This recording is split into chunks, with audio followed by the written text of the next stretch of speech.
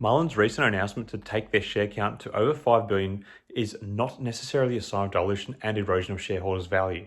Here is why. Say what?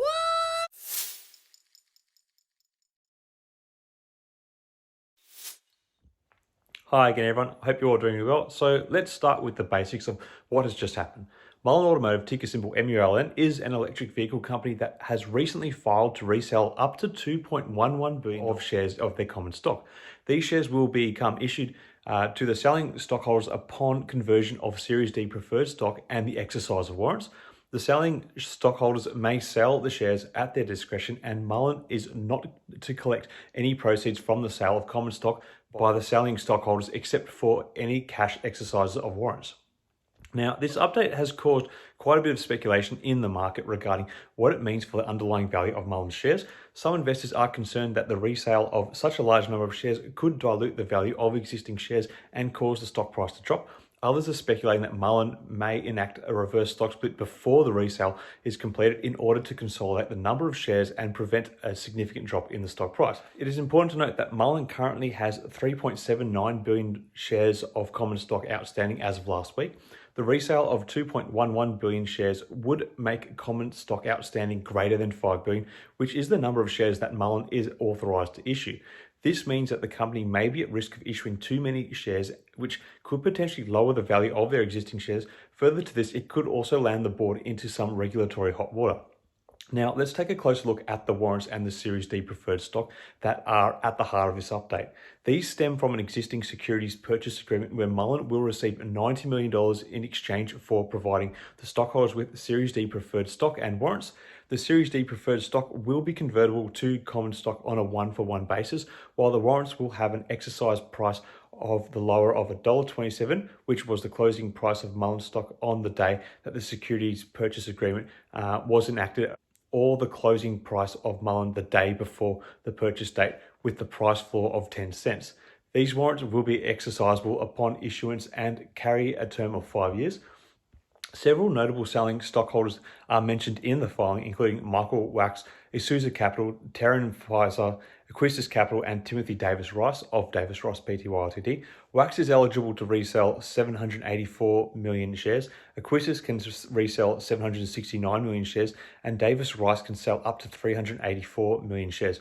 Following the completion of the resale, Wachs will own 300 million shares, Acquistus will own 7 million shares, and Davis Rice will own 34.25 million. So there are some significant stockholders that this will affect. So what does all this mean for the underlying value of Mullen shares? Well, it's difficult to say for sure, as there are a number of different factors at play here. On the one hand, the resale of a large number of shares could potentially dilute the value of existing shares and cause the stock price to drop. However, on the other hand, Mullen is receiving $90 million in cash for providing the stockholders with the Series D preferred stock and warrants, which could help offset any potential drop in the stock price. So on one hand, the resale of up to 2.11 billion shares of common stock may lead to an oversupply of shares in the market, which could potentially dilute the value of the existing shares. This means that if demand for Mullen shares doesn't increase proportionally, the share price could go down. On the other hand, the fact that Mullen is receiving $90 million from the sale of Series D preferred stock and warrants could potentially increase the company's overall value. The funds raised from these shares could be used for further development of electric vehicle technology, expand its production capabilities, or even make strategic acquisitions.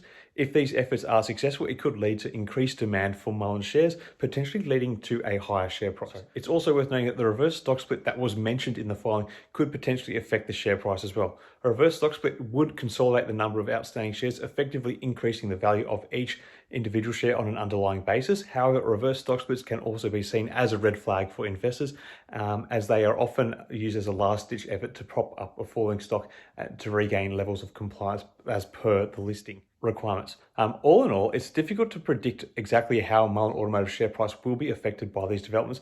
As with any investment, there are always risks involved. It's important that investors do their own research and consider their own risk tolerance before making investment decisions. Now, with that being said, the fact that Mullen Automotive is a player in the rapidly growing EV market could potentially make it an attractive investment opportunity for some. As more and more consumers become interested in sustainable transportation options, the demand for electric vehicles is expected to continue to rise. If Mullen is able to carve out a successful niche for itself in this market, it could potentially lead to significant growth in the company's overall value and share price. It's also worth noting that Mullen is an electric vehicle company that is still in the early stages of development.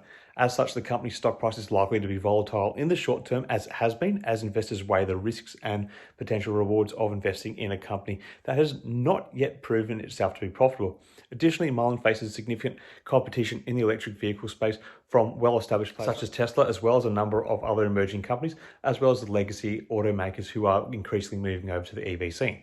Ultimately, the decision to invest in Mullen Automotive, or any other stock for that matter, is a personal one that should be based on a thorough understanding of the company, its market, and its prospects for growth. Investors should carefully consider their own financial goals and risk tolerance before making any investment decisions, and should seek professional advice if they are uncertain about any aspect of their investment strategy. With all of that said, the electric vehicle market is a rapidly growing one that shows no signs of slowing down at the moment, and only seems to be getting bigger. And there may be significant opportunities for investors who are willing to take risks involved in investing in this space. Whether or not Mullen is the right one for you, that's totally up to you, because this is not investing advice. Anyway, this was a slightly longer update than I normally would have, but I'd love to hear your thoughts on this recent update from Mullen. Is it a negative sign from the company, or do you think it's purely an exercise of accounting and switching over categorizations of stock? Let me know your thoughts in the comments below. Until next time, everyone, may the markets trade in your favor. Cheers.